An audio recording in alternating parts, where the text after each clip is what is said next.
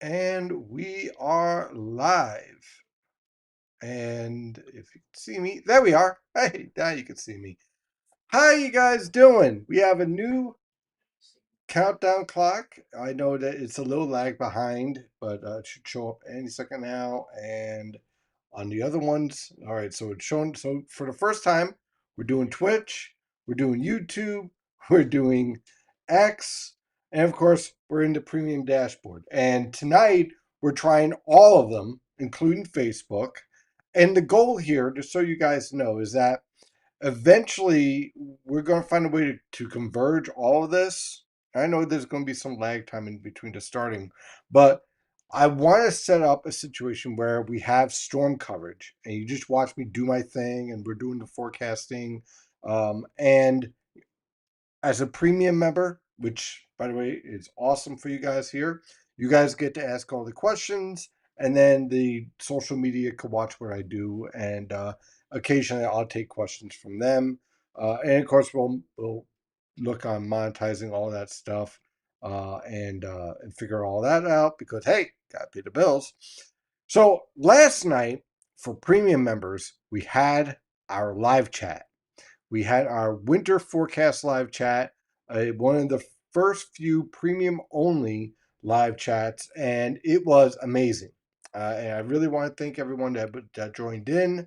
We had a ton of questions, and we went through the whole winter forecast. Now, if you still want to watch that video and you're a premium member, let's say you didn't have a chance to get there, I put the video in the winter forecast in the premium protected section, which you'll see anyway because you're already logged in. So it's right there above all the other content. You'll be able to see it. You can watch the video or you can go through the forecast and watch the video, whatever you choose. So you have that already embedded in the forecast. So you got that all set. If you are interested in becoming a premium member, want to upgrade, hey, that's awesome. I would love to see you join the family. And you can follow everything that I covered with the premium discussion and also have a one-on-one interaction with me while we go over the winter storms. Now that we got all that out of the way, we have a tropical system. And boy, has there been a lot of topics and discussions on social media all about it. Major hurricane, worst hurricane ever. It's going to hit New Jersey. It's going to hit Florida. It's going to hit this and that. What the heck is going on? Well, tonight we're going to go over all that. And then, of course, we'll look at the general forecast, kind of get a peek at Halloween as well, and get an idea of what is evolving here. So I am just going to turn on that. Hopefully it loads. There is a little bit of a lag in the loading. Here we are. Okay. There we go. And there. Okay. Back to normal. Perfect. Okay. So, what is going on? Well, we have Tropical Storm Melissa. It has winds of 50 miles per hour. In fact, here, let me refresh to see if we got any new data that popped up here. And as of 8 p.m., still winds of 50 miles per hour. Not moving all that much. Winds moving to the west at 1 mile per hour. Very much stationary. So I have not been as aggressive in the idea that this is going to become a major hurricane or category 5 or anything like that. Now, granted, there's going to be potential for that, and I'll show you why. But let me also show you what else is going on here. The structure of this storm is skewed this way. This way. There you go on the video. Okay, so what does that mean? Well, we have a lot of westerly shear here. Okay, and what that's basically doing is that the center's here, and you could tell it's tapping into some very warm water. Look at these cloud tops. They are very cold. So they're very high in the atmosphere, which is expected in the tropics. Okay, we're in the heart of the tropics, the heart of the Caribbean. Hasn't been much in the way of storms in the Caribbean this year. So the water is very, very warm. But we have a lot of shear here. Okay, so the inhibiting factor here is that the whole structure of the storm is tilted in this direction. So you have your surface low here, your 850 millibar low here, 700 millibar low here, 500 millibar low here, and 250 millibar is just kind of all stretched out, right? The problem with that is that it isn't able to utilize that fuel. So basically, you have a situation here where you have a car tapping into high octane nitroglycerin like fuel, but the engine has a knock in it. So as a result, yeah, it has plenty of fuel, but it can't utilize the fuel because its structure is all skewed. The idea here is that as our storm tries to get to Jamaica and push its way westward, it's going to move into a pocket right around here where there's going to be less shear. Not no shear, less shear. And so the idea is that it's going to be able to utilize that shear. Now, when we step back, I want to show you the water vapor satellite picture here. And I'll zoom in here to this section right here. See, this isn't a situation where you have a big, huge high and it has plenty of room to grow. This is a situation here where, hey, look, there's your outflow. You can see it's all kind of tilted to the northeast here in terms of the structure. The surface low is here. The upper level structure is up here. So you can see that influence right there, right off the bat, right? But look at the nature of the air masses coming in from Cuba. That's dry air. Dry air with shear interacting with this storm. This is the pocket right here. You don't have dry air, you don't have shear or reduced shear, and that's where this thing could really blow up. Why can it blow up? Well, first, let me show you the surface location here. This is so that we get a good idea of where the surface low is. And notice even that it's not tightly wound. It's kind of warped a little bit because of all those shear factors I was talking about.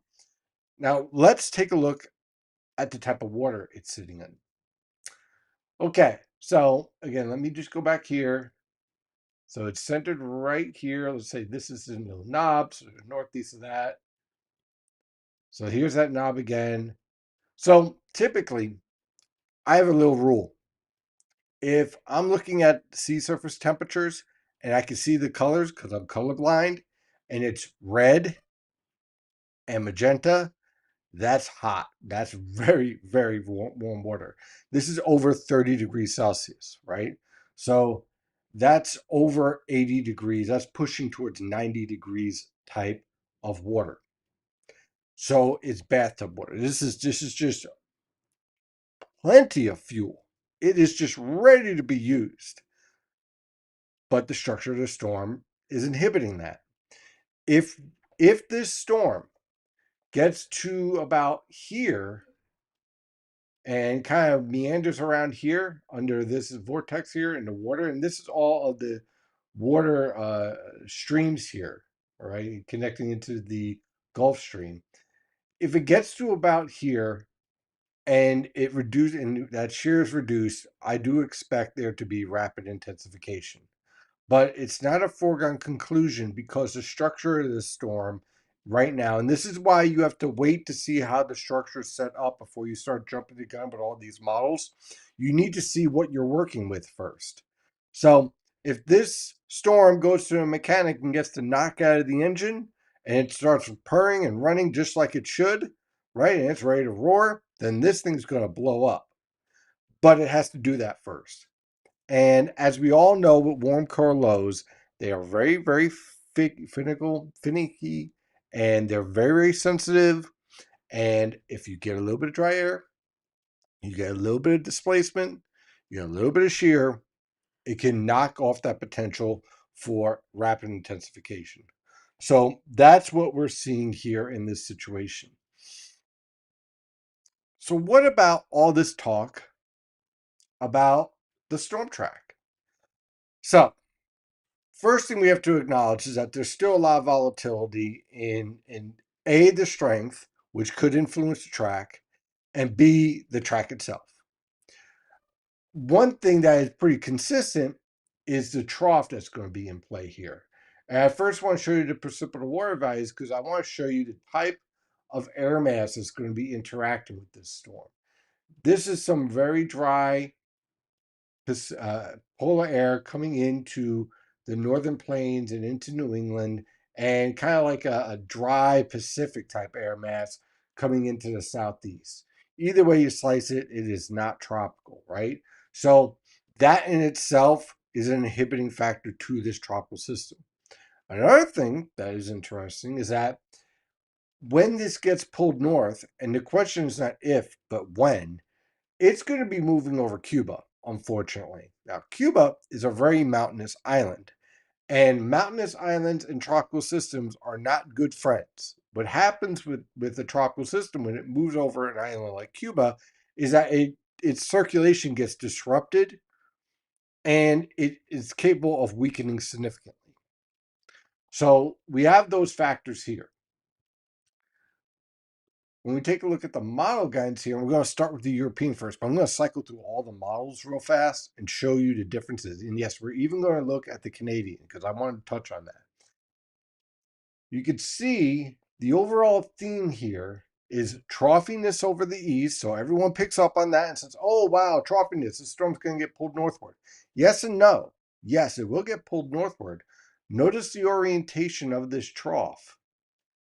Neutral on the coastal plain. Okay, so here's a general rule. I am very concerned about landfalling or even storms tracking up the coast whenever I got upper level low here, not here, here.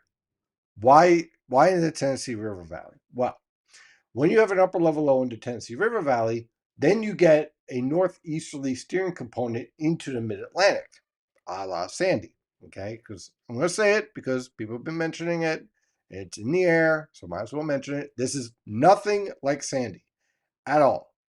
The blocking is a little bit off, and the location of the upper level low is too far to the northeast. So we could throw all that out. But let's just say, Stephen, I don't want to take a look at the European. Stephen, why are you always looking at the European? Because statistically, it's the best model. Sorry, guys, it is. And then the AI version is even one step better than that. So I tend to like to use the best statistical model and then look at that while coalescing all my ideas and comparing it to that track record. But let's take a look at all the models. So let's take a look at, let's pull up the Canadian right off the bat here. If I can find it, of course. Let's see here. Height anomalies. Canadian. There we go. Okay. So what does this do? How do we get this extreme solution? Now, just so you know, the GFS is the far eastern solution, right? It's the far extreme, and the Canadian is the far west. The Canadian model guidance, it used to be in the top three, all right? So you had, back in the day, you had the European, the Canadian, and the MRF, which was then later becoming the GFS. So it used to be in the middle of the pack. But since then, it's kind of fallen behind the UK Met and some other model guides in terms of reliability. I would not trust it in a tropical low pressure situation because it doesn't really handle convective feedback very well. But we'll leave all that alone for now. So the idea here is that, one, the trough associated here is the same on all model guidance. Now, this upper level low is a little bit back further to the west, but the overall theme is still the same. You have a trough axis on the coastal plain, and you have your storm off to the west. You still have a southwesterly flow here. The idea is that this storm gets so far to the west, so far south and west, unlike any other model guidance, that it is able to get drawn in and connected to this trough much faster. Notice all the other models, let's go to the European ensembles. European ensembles, it kicks it. So this is the 18Z guidance, that'd probably be why. There we go. Okay. It kicks it off to the west. See how this is getting drawn in? See the trough axis here? It gets it sent out here. even with the block, that's not the question. The 500 millibar evolution is not the question here. Okay, there's no debate about that. Still a very blocky pattern. We all know that. All premium members, you guys, we talked about that last night. Why we're seeing more and more of high latitude blocking setting up. So it falls right into place. So all those ideas. So this makes a lot of sense. The issue here is that the European ensembles, let's see here, we already know what the European does. How about the European AI? Yep, further west, kicks it right out. So the reason why is that we don't see a full phase here in any of the other Malagines besides the Canadian. So when we see that signal here, the Canadian is the worst case scenario if this thing gets way off to the west, sits there or sits just off of basically Central America, waits for the trough to pick it up, drags through the lowest terrain of Cuba, and then marches it right up the coast. You have to understand that all of those factors happening, very, very unlikely. Is it possible? Okay, let's put a percentage on it. I'd put it at 5% chance that that actually happens, 95% chance it doesn't. I'm going to put it at 5% chance because I don't want to leave anyone blindsided, but I would not be surprised by tomorrow morning, heck, by tonight with the 0Z guidance, that the Canadian doesn't have anything like that, and they're all pretty much in the same area. And the other thing to check here, let me jump to this solution here. Okay, so our European ensemble guidance, pretty strong signal that it takes a turn, cuts through Cuba. Okay, that's a pretty strong signal. And it's been showing that for the most part, a little bit further to the west, but for the most part, it's the same theme. Can the latest, let's refresh this and get the latest GFS guidance here from 18Z. Again, same idea. Again, this is the furthest east model, okay? And even the far western solutions on the ensemble guidance takes it well out away from us. Let's say the combination of hurricane models that just came out. Again, it likes the idea of meandering to the west here and then taking that curve northward. And it's going through the heart of Cuba. If it goes through this area here, there's just a ton of mountains here, and it'll just get torn apart while marching across and then heading into the Bahamas. By the way, anyone who has vacation in the Bahamas for next week, I would suggest postponing. It's going to be ugly any way you slice it. Don't bother. Save your money. Uh, Perhaps wait till after hurricane season, but we'll see. And then, of course, we have the intensity. And what I want to point out here is that, and let's see, let me make sure we have the latest we do. Okay, so notice the spread here. We have one model just goes through the freaking roof, right? And this is a situation where, again, it's able to tap into all the hot water, shear gets reduced, and it just blows up and makes its own environment. That's one model. You got one other model like that, two other models. Then you have a bunch of models here in the major, but then you also have a lot of models that keeps it below major status here. So why do we see this spread? Some models are putting more weight on the shear and other models are putting more weight on the warm water. That's why you're seeing this spread. You're not seeing this coalescence of everyone at least going towards major. And typically what you'll have is a focus of a lot. If you're having a major hurricane, a couple go to Cat 5, one or two go to Cat 4, a bunch go to Cat 3, and then you have a focus of between Cat 3 and Cat 2. In this case, you got everything from tropical storm to Category 5 hurricane in a 168-hour period. That's a hell of a spread, okay, from from that range. And so what that is telling me is that the Malgans is having a difficult time handling the shear. And so again, I go back to this factor right here, the tilt. When that tilt goes away in the structure, then I'm going to say, hey, this is going to rock and roll. When that structure is still in place and you have that tilt in place, that's going to inhibit your intensification, and a lot of your higher end intensification parameters are basically going to fail. Mm, good coffee. French vanilla, by the way. Yummy. Okay, so this storm is going to be very interesting to watch, but don't buy into any of the hype or the fear mongering. Okay. Most likely, this is going to stay over the Western Atlantic. We'll keep an eye on it. But again, it all comes down to the trough axis here setting up. And even in the Canadian, the worst case scenario, the monster idea here, the trough axis here would still argue this pulling away. The only way that this works out is literally everything, every short way, literally what happens here. And this is how you know model guidance is most likely going to be skewed and messed up. When it tries to phase, it basically pulls a Murphy here. It basically tries to phase every short wave in Eastern North America into one upper level low. When you see that showing up, that typically is a warning sign that you have an error here, okay? Because shortwaves do not act like transformers and combine into one giant robot, okay? Typically, what happens is that you get some separation, you get one piece flying off in one direction, and you don't get this huge phase. Can it happen? Sure, it can. Especially when you have a block like this, sure, you have to be aware of it.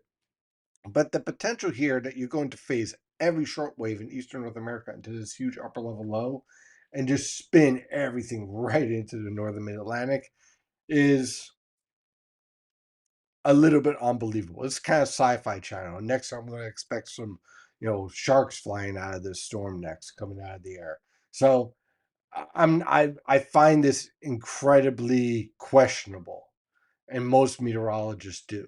Okay, when they see this, and that's why most meteorologists aren't posting it, and those who are, well, they're they're doing their thing. They're going to have a lot of large people following them on their channels. And then the minute the storm disappears, they won't say anything about it. They'll just jump to the next fear bait. That's what they do. That's why some people have a million people following on their channel, but they barely watch. They just want to get scared. So, that's life. That's the way things are sometimes. As far as our weather pattern overall, we are moving into a weather pattern that is definitely more blockish. That is for sure. We're seeing more support for a negative Arctic oscillation taking place as we head towards November. The EPO is trending towards from positive towards a neutral state, most likely towards negative as we head into November. And also the NAO is trending negative as we move towards November. So we have the potential here for a lot more high latitude blocking regime. Again, next week when we launch the winter forecast, I will for the public. Okay, and just so you know, there's within the page there's a premium section and then the public section. The public section will have all the information about the storm tracks, what you could expect for the country and also for the northern mid-Atlantic. And then if you're interested in the grittier details and the science behind the forecast, then that is the premium section that you could sign up for. So we're definitely going to be checking that out. And of course, we'll launch it on Monday morning for you to check out. And then we'll have a live chat that Wednesday to go over the forecast and answer any questions that anyone might have. So one of the things that I find very interesting in this pattern going on for the next 10 days is that we are seeing a polar vortex that is starting to get disrupted, and that starts to lead to a weather pattern where you start to see a fall in that negative EPO pattern starting to take place here, and you're getting a lot more troughiness over the east and a better potential for, I'm not going to say cold weather. This isn't cold weather. The reason why it's not cold weather yet, you still have all your polar and Arctic air masses locked up here, okay? Which kind of is where you want it. You want to build up the snowpack in northern Canada a bit, trust me. Um, but certainly Pacific, polar Pacific, modified, seasonable. Okay, nothing that's going to be record breaking or anything of that nature. Some locations may get their frost a little bit earlier than normal, let's say in the Poconos, Catskills, northwestern New Jersey, those spots, some of your suburbs like in the Pine Barrens. But nothing that is going to be record breaking or anything of that nature. Seasonably cool. Okay, so that's what we're looking at as we head towards October and into November.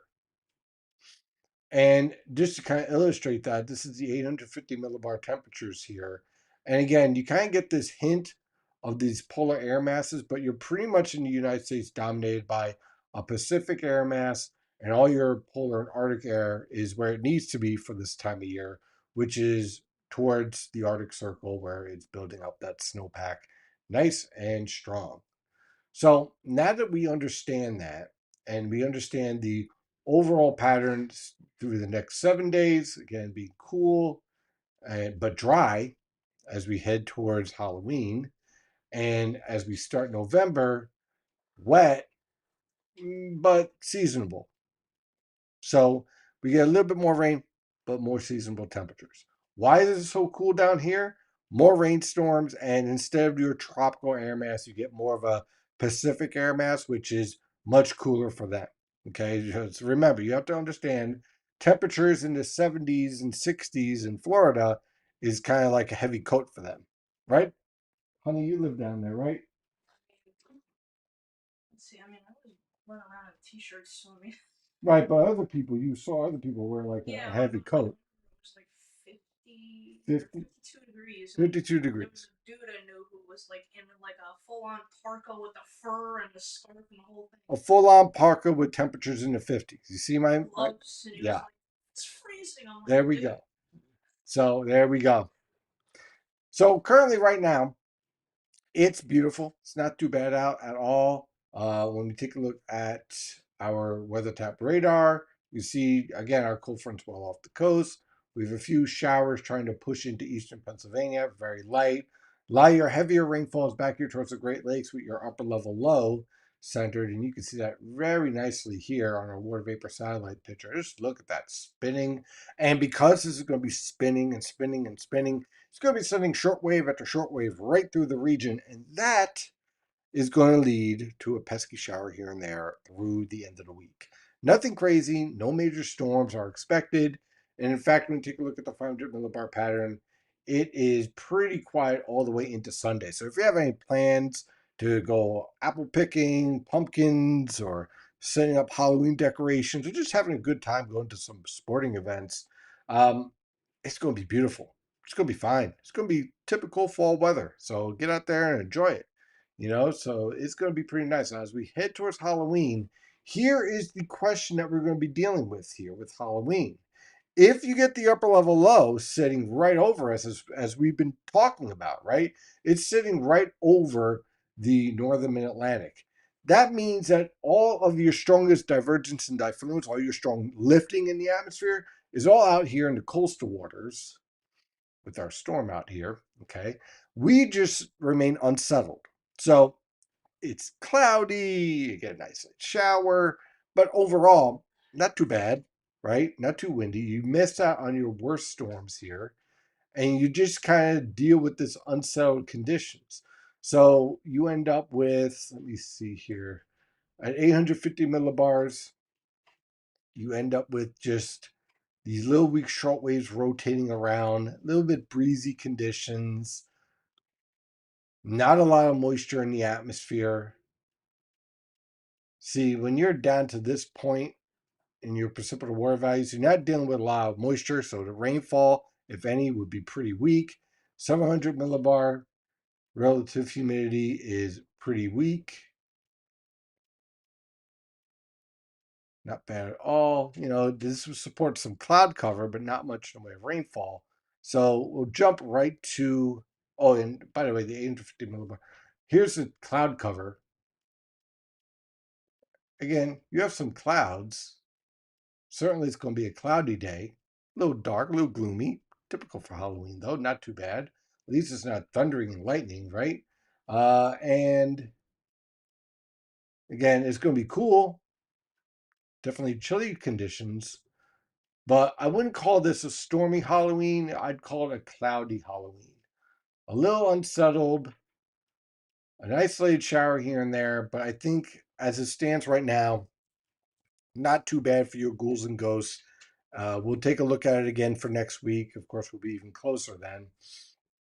But I do expect this Halloween for many, many ghosts and ghouls to get plenty of Kit Kats and Reese's and Hershey bars, especially if they come to our house, because we give out full bars.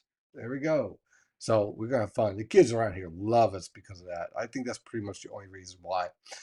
So let's see if I can go back to here. Okay, good. So now we've gone through everything. It is time to answer all of your questions.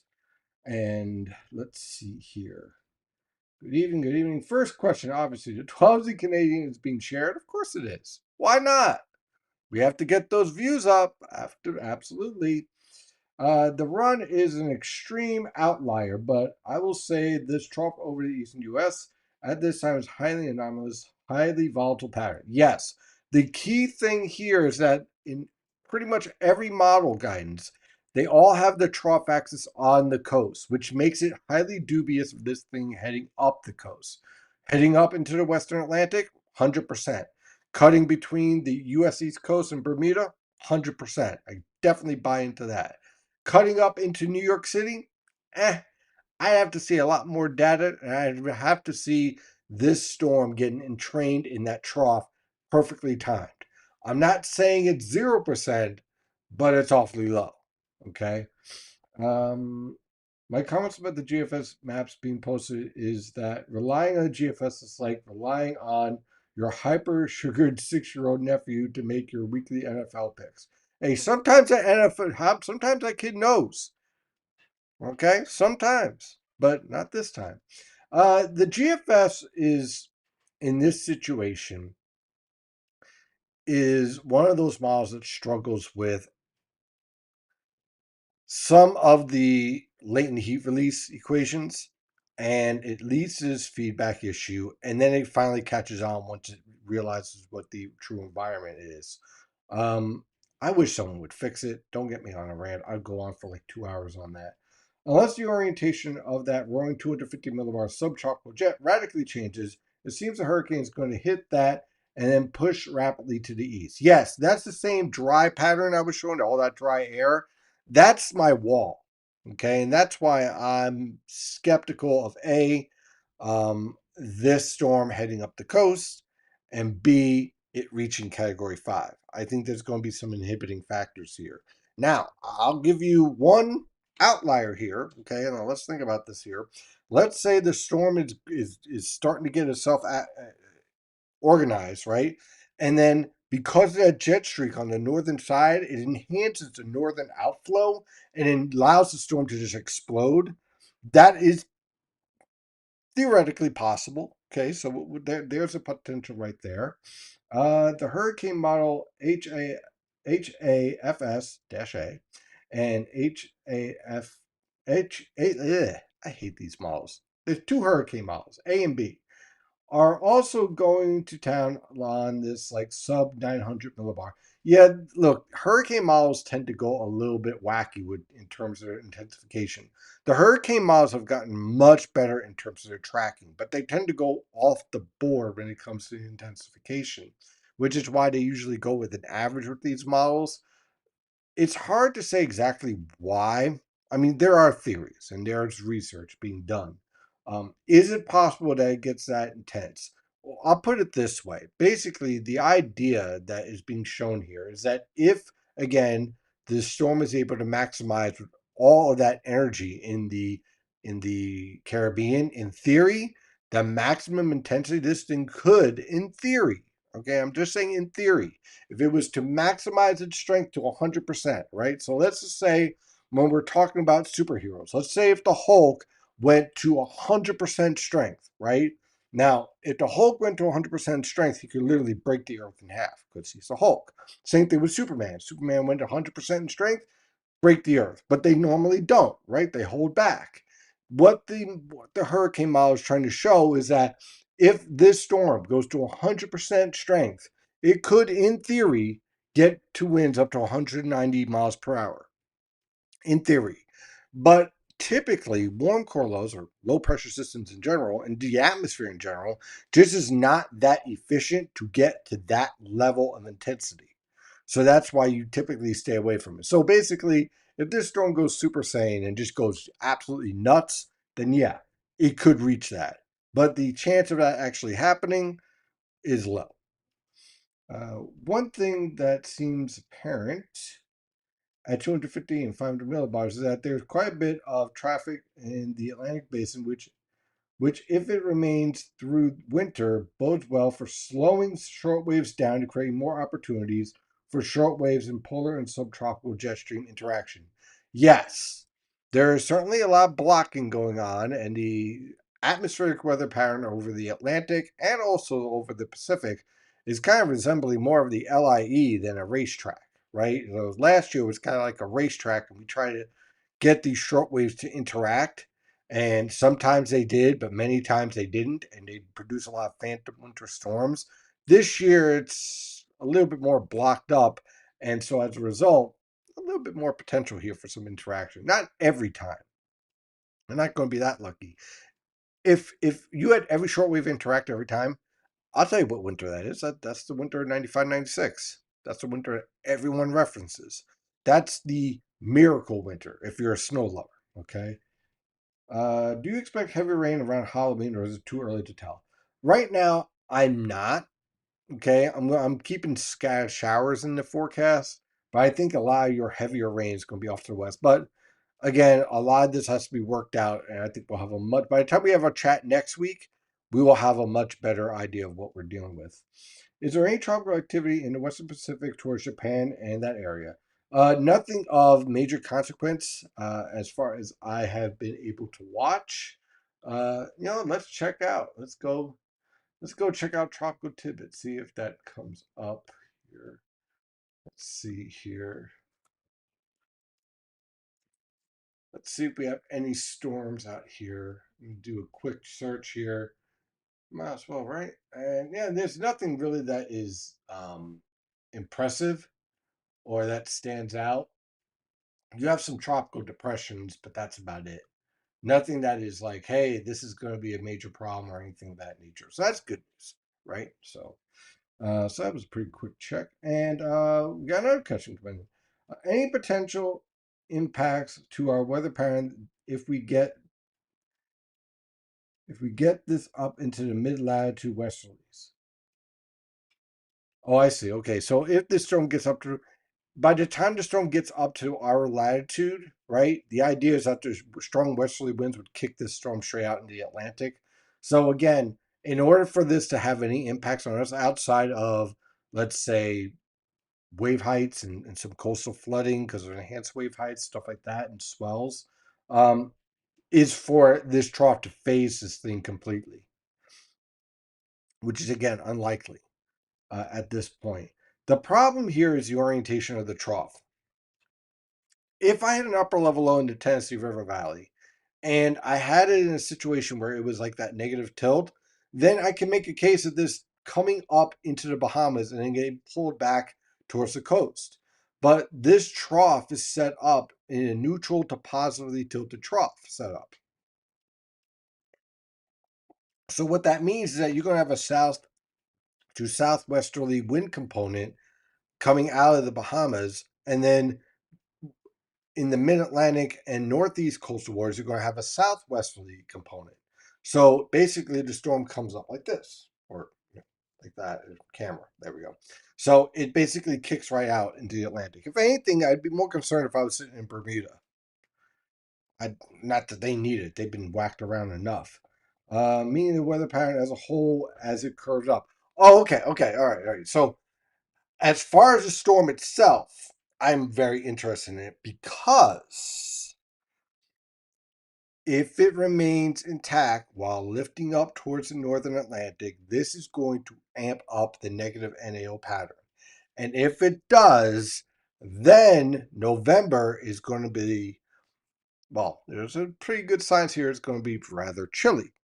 Now, I'm not saying anything about winter weather just yet, but I am saying that it would start to, let's say, kickstart some of the evolution I was talking about last night and move it along a little bit faster.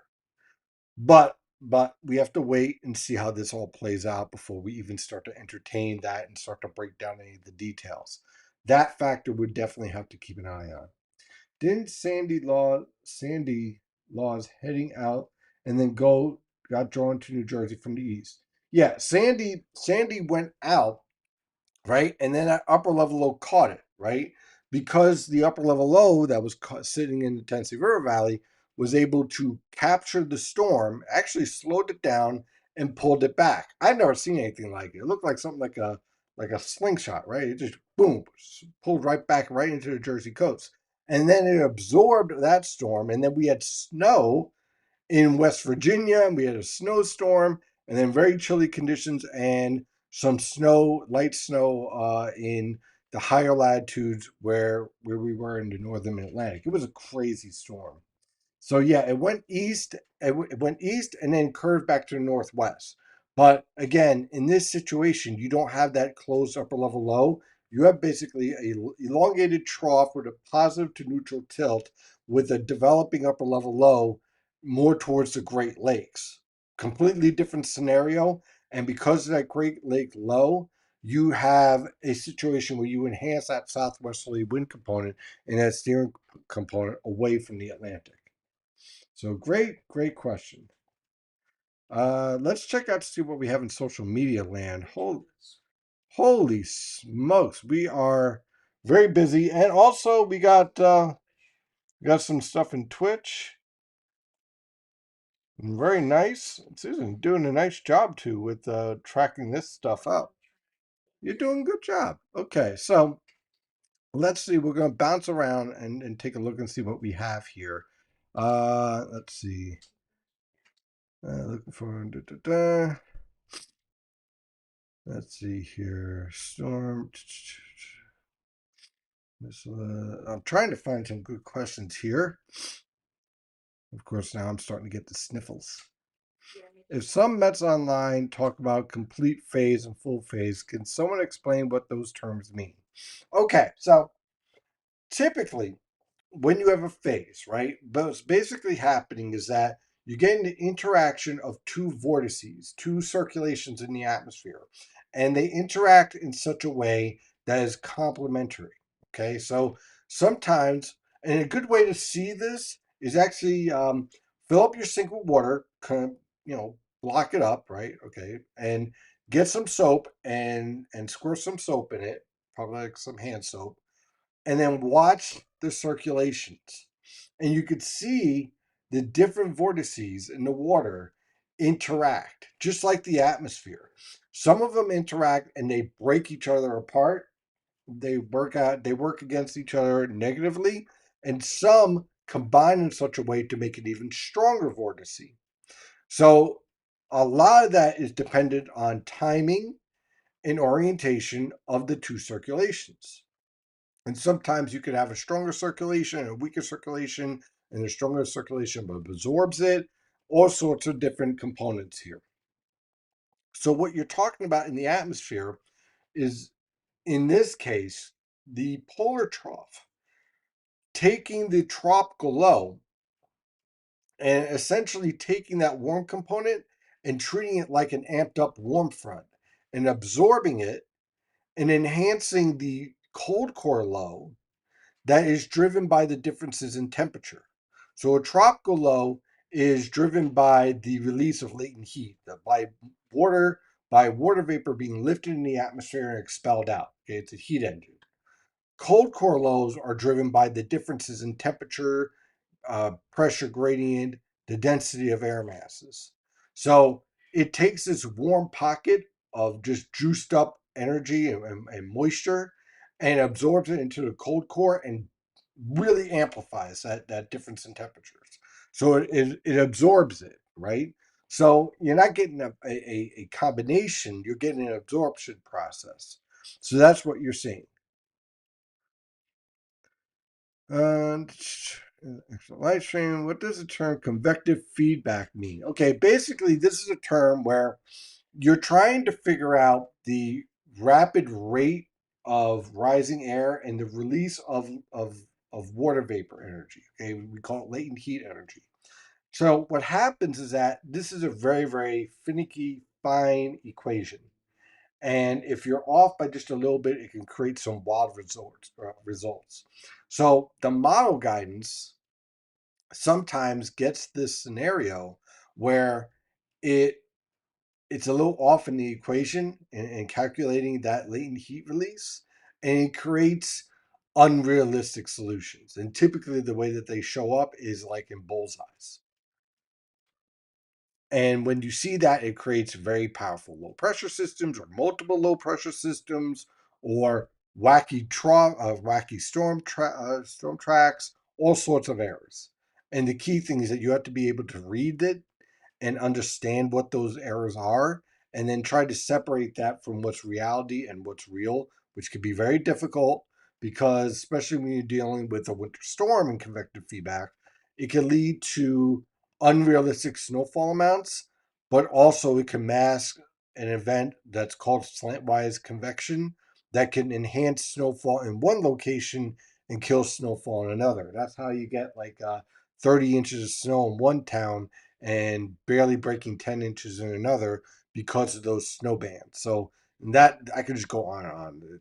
It gets really complicated, but fun. But I'll definitely probably be talking about it this winter. Coastal storm development. All right, so I think I answered that.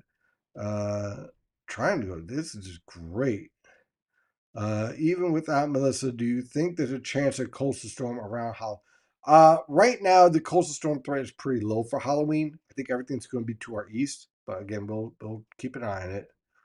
Um, let's see here. Let's see. There's just a lot of great questions, guys. Oh, here we are. Patriot Son. As a Navy archographer mate, I think it's important to note that the ECMWF has also been signaling the potential for a phase interaction. Yes and no.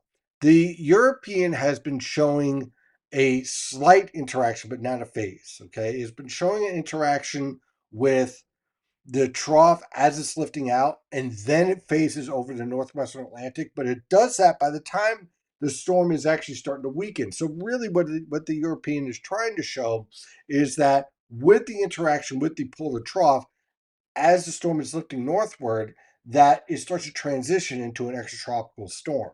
So it's not exactly the same type of phasing aspect that was shown in the Canadian model guides. Now, to be fair, in other guidance, what it was doing is that it was taking the upper level low and dropping it towards Georgia and then having that interaction.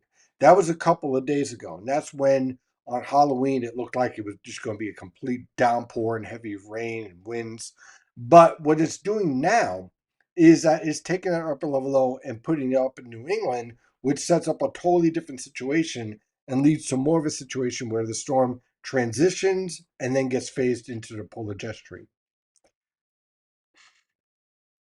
Let's see here. All right, so let's see what else do we got here on anything on X. Uh, doesn't look like it. And there's a lot of great stuff on here on Twitch. We're already getting some pretty good interaction here. What is the atmospheric angular momentum? How does it impact the atmosphere? I'm okay. I'm going to go over that next week because that's part of the winter forecast, right? But I will say that it's a measure of how the atmosphere is moving, right? And in relation to with friction of the earth, the mountains, and the various winds. Okay, so it's a measure of how those factors are all interacting and whether the earth's rotation is being enhanced or being kind of inhibited a little bit in terms of the atmospheric movement. When it's negative, which it is now, you end up with typically having more high latitude blocking and a better chance for stratospheric warming events. Snow coverage in Siberia, I could say, is above normal. It's been trending above normal. Looks like it's going to remain above normal, so we'll continue to keep an eye on that.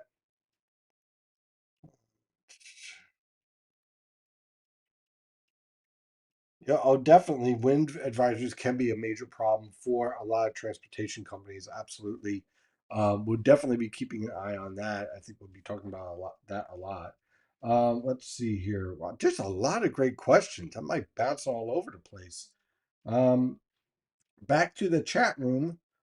Were there any low pressure systems over Denver, Colorado last Sunday afternoon, causing wind gusts to impact the Giants PTA, causing them to blow their fourth quarter lead? Um, they have a lot of mountain torque in there, like a lot of mountain factors there. There wasn't any low pressure system that was specifically influencing it, but if you get the winds to line just right into that stadium, if you ever get to go there, right, all the mountains are lined up, and there's a pass that goes right into that lines up just right. The winds line up just right, goes right into the center of the stadium, and I know this as a Chiefs fan because I've seen this plenty of times. As far as the winds impacting that kick, it didn't look like it. I just think he had a bad kick. Didn't that guy get cut, by the way? I think he did. And I think that was the Giants' lousy defense that blew the fourth quarter. Well, you got the point there, Card.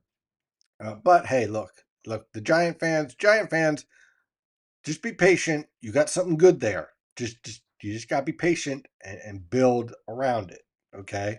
This isn't your year, but this is going to be a year that you realize what you got, and then you go in a draft and you build up your line and you build up your defense. So trust me, I've been there as a Chiefs fan.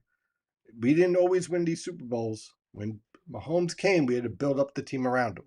So just be patient. But you got something nice there. I want to see if Brent can hit one from 70 in Denver this weekend. Oh, all right. Okay. All right. We're still talking about football. All right. Would you be concerned? What would concern you if Melissa? Okay. What would concern you with Melissa? Okay. If it tracks to the west of Jamaica and doesn't lift northward until it gets past central Cuba, that would concern me. What would you have to see happen in the atmosphere to be captured and slung back up the coast? Well, like I said, it has to get pretty far west. And then once it does that, it has to get far enough west so that the trough axis right along the coast somehow pulls a storm going due north all the way up the coast, which is really, really hard to pull off. Typically, what happens is that, especially with a trough of this nature, it gets pulled northward and then heads northeast. So it impacts Florida and then cuts out towards, let's say, Virginia, and then to the southeast of the Mid Atlantic. This pattern organization right now, the problem here with having this thing head up the Mid-Atlantic is that the trough axis on every single model has the trough axis initially around, let's say, central Florida, central Georgia, through North Carolina, and then towards the Delaware River Valley.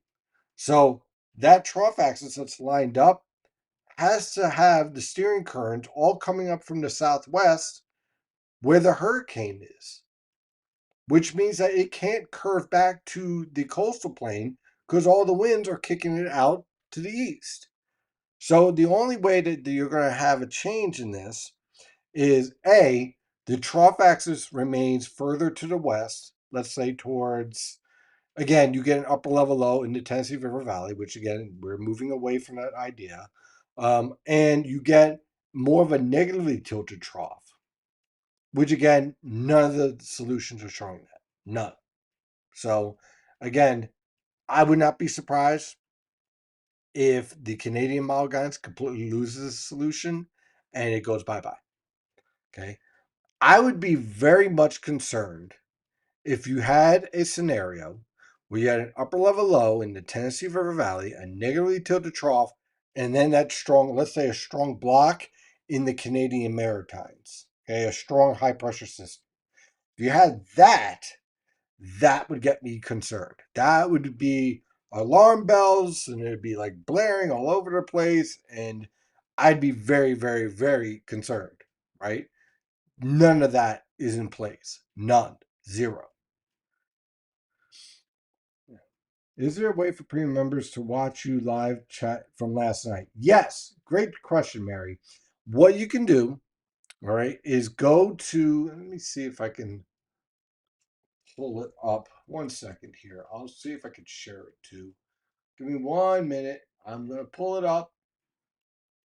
And all right, I'm going to go to the premium dashboard. Hey, some of you guys are going to check out to see what the premium dashboard looks like. So we're going to go here. Okay, and highlight this. Hopefully it'll show up in a moment.